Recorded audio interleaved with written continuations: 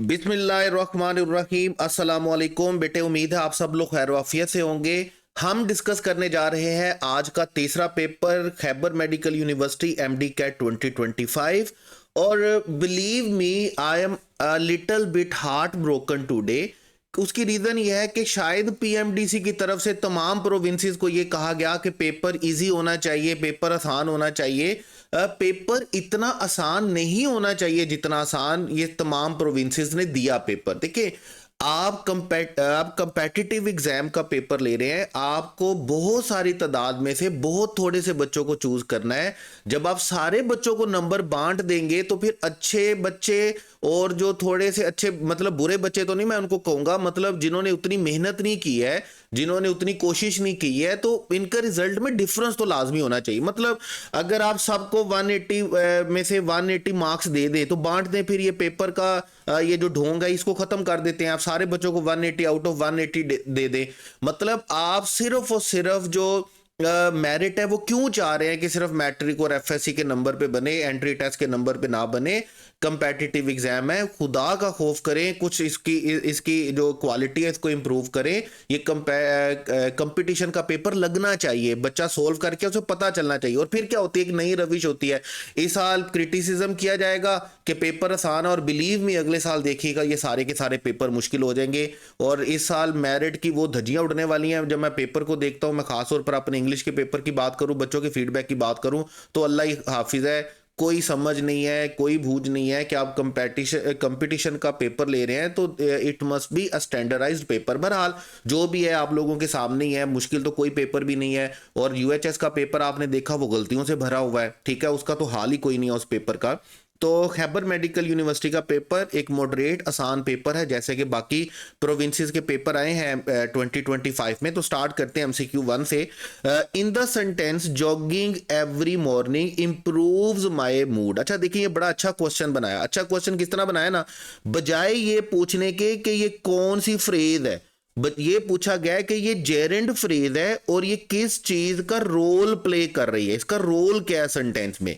मतलब सेंटेंस की नेचर थोड़ी सी चेंज करने की कोशिश की गई है। अब ये बात तो हमें तय होगी कि जेरेंड फ्रेज है, अब हमने रोल बताना है। तो रोल क्या होता है कि आप सेंटेंस में देखते हैं वो किसके तौर पर फंक्शन कर रही है। तो मैंने आपको हमेशा से ये बताया है कि आप सब्स्टिट्यूट थ्योरी पर जाया करें, सब्स्टिट्यूट जुगाड़ पर जाया करें। सब्स्टिट्यूट जुगाड़ क्या है, आप इस पूरी फ्रेज को सबसे पहले सब्स्टिट्यूट करेंगे इट के साथ। अब आपका सेंटेंस कुछ यूं चलेगा, इट इंप्रूव्स माय मूड।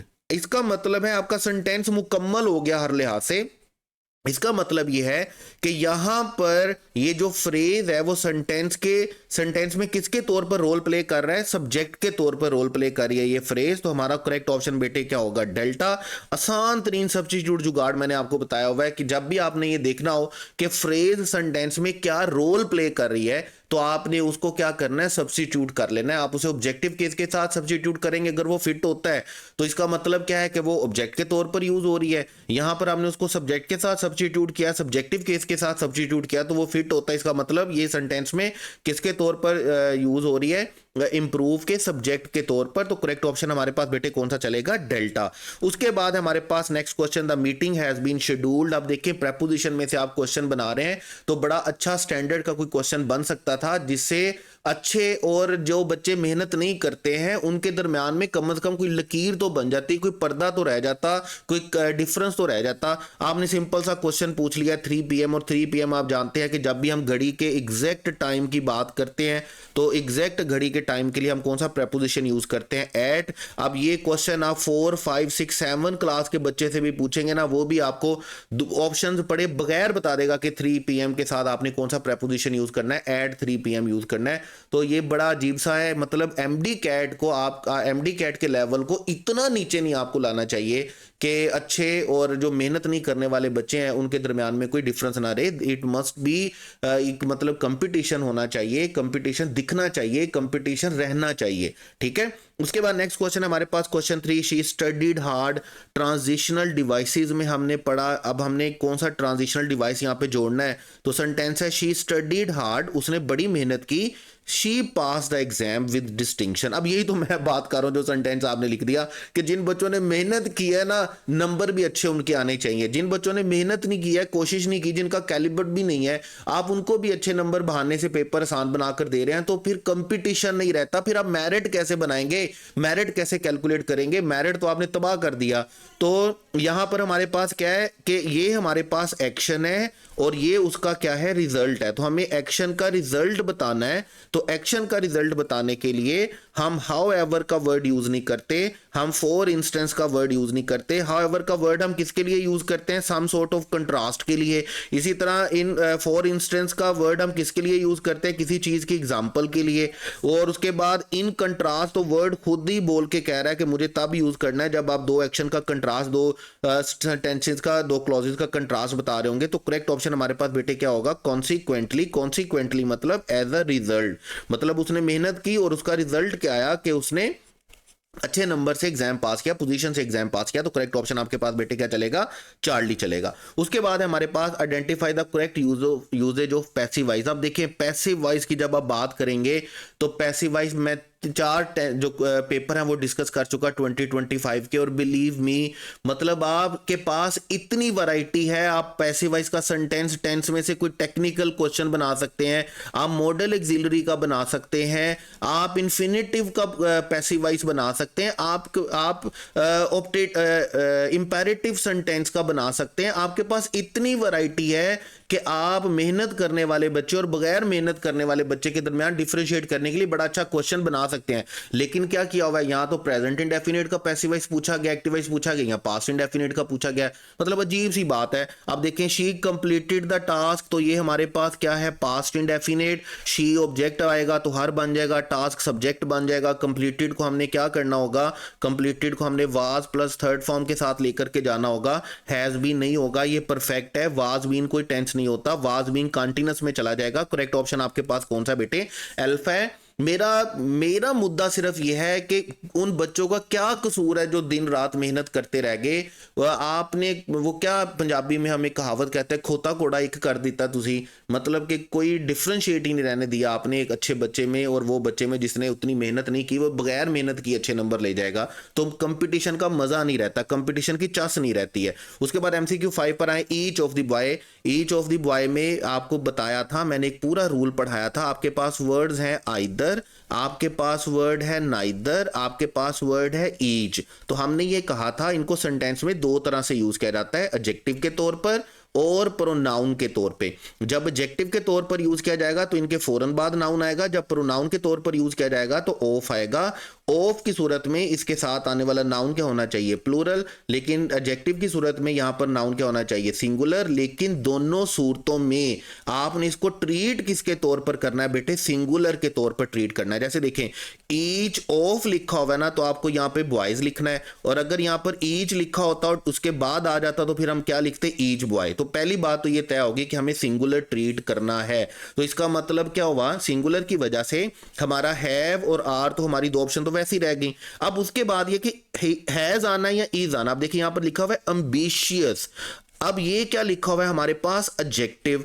अब हमें सब्जेक्ट को एडजेक्टिव के साथ जोड़ना है तो हमें लिंकिंग वर्ब चाहिए। अगर यहां पर कोई नाउन होता तो हम इसको किसी और तरह से लिंक करते। फिर अगर फर्ज करें यहां पर एम्बिशियस की जगह पर क्या होता? एम्बिशन होता। ठीक है, तो फिर हम इसके लिए कौन सा वर्ड लिखते कि each of the boys has ambition. लेकिन यहां पर चूंकि एम्बिशियस है, एडजेक्टिव है, तो हमें लिंकिंग वर्ब कौन सा यूज करना है बेटे? इज यूज करना है। करेक्ट ऑप्शन आपके पास कौन सा चलेगा? चार्ली चलेगा। और ये जिस बेचारे बच्चे ने जिसने ये तस्वीर बनाकर वो शेयर किया हुआ ना पेपर, मुझे बड़ी हैरत हुई। उसने ना अपने करेक्ट ऑप्शन पर टिक किया हुआ था, ठीक है, और उसने यहाँ इस क्वेश्चन में टिक किसके ऊपर किया हुआ था? हैज के ऊपर टिक किया हुआ था। बिल्कुल नहीं है, एम्बिशियस एडजेक्टिव है, तो एम्बिशियस के लिए आपको इज चाहिए। तो करेक्ट ऑप्शन आपका क्या चलेगा? चार्ली चलेगा। ठीक है, एंड सॉरी उस बच्चे के एक नंबर के लॉस के लिए। उसके बाद चलेंगे MCQ 6, revenge is a kind of wild justice. आप रिवेंज को क्या बता रहे हैं? वाइल्ड जस्टिस बता रहे हैं, और आप एज और लाइक का वर्ड यूज नहीं कर रहे, तो इसका मतलब आप क्या बता रहे हैं? मेटाफर बता रहे हैं। आप जानते हैं जब भी हम कोई नॉन लिविंग को, नॉन ह्यूमन को ह्यूमन करेक्टरिस्टिक देते हैं तो देन हम उसको क्या बोलते हैं? पर्सोनिफिकेशन। हम फिगर्स ऑफ स्पीच में पढ़कर आए, जब आप वर्ड्स के साथ खेलते हैं, प्ले ऑन वर्ड, जब आप वर्ड्स के साथ खेलते हैं तो देन आप उसे क्या बोलते हैं, पन बोलते हैं। और हाइपरबली हम किसको बोलते हैं, एग्जैजरेशन को बोलते हैं। फूफी, चाची, ताई, मामी को बोलते हैं, जो भी बात बढ़ाने वाला होता है हम उसको क्या बोलते हैं, हाइपरबली। तो करेक्ट ऑप्शन हमारे पास बेटे कौन सा चलेगा, मेटाफर। उसके बाद नेक्स्ट क्वेश्चन है हमारे पास, the old man was dash feeble barely able to walk. मतलब बेयरली एबल टू वॉक का मतलब क्या है कि वो मुश्किल ही चल सकता है, वो चल ही नहीं सकता। तो यहाँ पर जो हमारे पास फीबल का वर्ड है आपकी टेक्स्ट बुक का वर्ड है, और मैंने आपको वोकैब के लिए बताया था सबसे ज्यादा जो बच्चे परेशान थे ना इंग्लिश के लिए, वो सबसे ज्यादा परेशान थे, सर वोकैब कहाँ से आएगी, सर वोकैब कहाँ से आएगी, वोकैब का क्या होगा। और मैं बकायदा तौर पर अभी भी वीडियो पड़ी हुई है, वन शॉट सीरीज में जाकर देख लें, वन शॉट सीरीज में जाकर देख लें, एमडी कैट वोकैब के नाम से। मैंने हाथ जोड़कर आप लोगों की रिक्वेस्ट की थी कि बेटे अपना टाइम ज़ाया ना करें, अपनी एनर्जी ज़ाया ना करें, अपने पैसे ज़ाया ना करें, किन चीज़ों पर, महंगे नोट्स पर, महंगी बुक्स पर, और अपनी एनर्जी ज़ाया नहीं करनी आपने एवं फजूल उनको रट्टा मार के। कोई ऑब्वियस वोकैब दुनिया में ऐसी एग्जिस्ट नहीं करती जो आप याद करके ये कह दें कि इसी में से क्वेश्चन आना है। आसान तरीन वोकैब होगी और वो आपके सामने ही है, जो सारे अगर आप प्रोविंसेस के पेपर देखते हैं तो यहाँ पर फीबल आप याद रखेंगे। फीबल हम जानते हैं, समझते हैं बड़े अच्छे तरीके से कि फीबल हम किसको बोलते हैं, वीक को बोलते हैं। फीबल का मतलब हमारे पास क्या होता है, कमजोर को हम बोलते हैं, शैबी को हम बोलते हैं, ठीक है, अनहेल्दी को हम बोलते हैं। तो करेक्ट ऑप्शन हमारे पास क्या होगा, अनहेल्दी तो एक समटाइम कुछ और तरह का वर्ब हो जाता है, कमजोर जो होता है, लागर जो होता है, हम उसको क्या बोलते हैं, फीबर। तो करेक्ट ऑप्शन यहाँ पर क्या होने वाला है, बीटा। उसके बाद नेक्स्ट क्वेश्चन है हमारे पास, सेकंड लास्ट क्वेश्चन है आपके पास कि विच literary device involves using words or phrases that convey the opposite of their literal meaning। हमें opposite क्या होते हैं, देखिए जब मैंने ये पास पेपर पढ़ रहा हूँ ना आज के सारे, अभी मैं पास ये जो पेपर पढ़ रहा हूँ 2025 के, तो बिलीव में मुझे ऐसा लग रहा है कि आप बच्चों को ना एमडी कैट के लिए ये कंपटीशन नहीं ले रहे, बल्कि आप एमडी कैट के बजाय ना बच्चों को आप ना लिटरेचर में एडमिशन, आप बच्चे लिटरेचर के लिए एडमिशन लेना आए हैं। और ये जो इंग्लिश का टेस्ट बना हुआ है ना, ये एमडी कैट के लिए नहीं है, बल्कि ये किसके लिए है, इंग्लिश लिटरेचर के स्टूडेंट्स का टेस्ट आपने बनाया। मतलब आपने वो रगड़ा दिया हुआ इसमें ये फिगर्स ऑफ स्पीच को, पोएटिक टर्म्स को, मतलब अजीबो गरीब सा काम है। तो याद रखिएगा हमारे पास क्या था, हमारे पास कुछ ऐसे, हम इन वर्ड्स को वन बाय वन करके पढ़ कर आए हैं। आयरनी हमने किसको बोला है, आयरनी हमने बोला कि जो कहा जा रहा होता है, जो बोला जा रहा होता है ना, उसके कंट्रास्ट में, मतलब वर्ड्स कुछ हो रहे हैं लेकिन सिचुएशन बिल्कुल उसके ऑपोजिट होती है। हम सिचुएशन को ऑपोजिट वर्ड्स के साथ एक्सप्लेन कर रहे होते हैं, हम उसको क्या बोलते हैं, आयरनी बोलते हैं।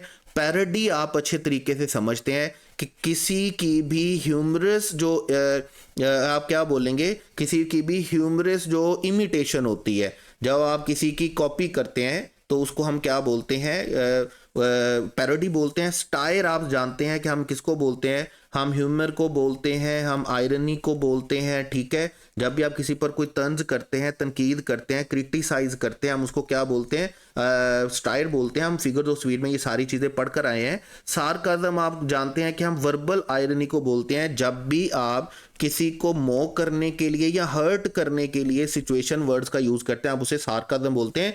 यहां पर जो हमारे पास करेक्ट ऑप्शन होगा बेटे क्या होगा, आयरनी। जो कहा जा रहा होता है, जो बोला जा रहा होता है, वो सिचुएशन के बिल्कुल ऑपोजिट बोला जा रहा होता है, उसके कंट्रास्ट में बोला जा रहा होता है, इसलिए यहां पर हमारे पास करेक्ट ऑप्शन क्या होगा, आयरनी। उसके बाद हमारे पास नेक्स्ट क्वेश्चन है, ऑल ऑफ द प्लेयर्स। अब देखेंगे 5th-6th क्लास के बच्चों वाले क्वेश्चन, जब ऑल आएगा तो प्लूरली ट्रीट होना है। डैश जर्सी तो डेफिनेटली हम हिज नहीं लिखेंगे, हर नहीं लिखेंगे, देम नहीं लिखेंगे। यहां पर हमारे पास करेक्ट ऑप्शन कौन सा होने वाला है, देयर जर्सी होने वाला है। वैसे मैंने आपको कहा भी था अपने लेक्चर्स में कि अगर प्रोनाउन में से क्वेश्चन आएगा तो पर्सनल प्रोनाउन में से आएगा या रिलेटिव प्रोनाउन में से आएगा, ठीक है। अगर आप सारे प्रोविंसेस के पेपर को देखेंगे ना तो आपको इन्हीं के 2 के क्वेश्चन मिलेंगे। तो अजीब सी बात है, मैं कम से कम I am not satisfied, I am not happy. मैंने आपको बताया मैं लिटिल हार्ट ब्रोकन टुडे कि यार पेपर अच्छा होना चाहिए था, थोड़ा सा बिट डिफिकल्ट होना चाहिए था, टफ होना चाहिए था, कॉन्सेप्चुअल होना चाहिए था। उसकी रीज़न ये है कि आप मेहनत करने वाले और बगैर मेहनत करने वाले बच्चे में डिफ्रेंशिएट कर सके। मतलब जो बच्चे का राइट है, जिस बच्चे का राइट बनता है, जिस बच्चे का हक बनता है, जिस बच्चे ने मेहनत किया उसको आगे ना चाहिए। ना कि एक टाइम ऐसा आ जाए कि तमाम सूबों के रहमो करम पे रहते हुए ये कहना शुरू कर दिया जाए कि एमडी कैट मेहनत से कोई पास नहीं होता जी। एमडी कैट किसके पास होता है? लक से पास होता है। ये कंपेटिटिव एग्जाम है, तो मेहरबानी करें, रिक्वेस्ट है आपसे कि इसको हार्ड वर्क के मरूने मिन्नत रहने दें, इसको वर्क के ऊपर मेहनत रहने दें, इसे लॉजिक रीजन टैलेंट के ऊपर रहने दें, इसको लक ना बनाएं। अच्छा आ गया तो अच्छा हो जाएगा, बुरा आ जाएगा तो बुरा हो जाएगा। खोता घोड़ा एक ना करें, महमूदो याद एक साथ में खड़ी ना करें। अच्छा पेपर होना चाहिए, स्टैंडर्ड का पेपर होना चाहिए। तो लाजमी तौर पर मेरा ख्याल है कि इस साल जो हम सब टीचर्स की आवाज़ है वो अथॉरिटी ज़रूर सुनेगी और नेक्स्ट ईयर इसको ज़रूर बेहतर बनाया जाएगा। अपनी दुआओं में याद रखिएगा। अल्लाह आपका हामी नासिर हो। Wish you all the best. अल्लाह हाफिज़।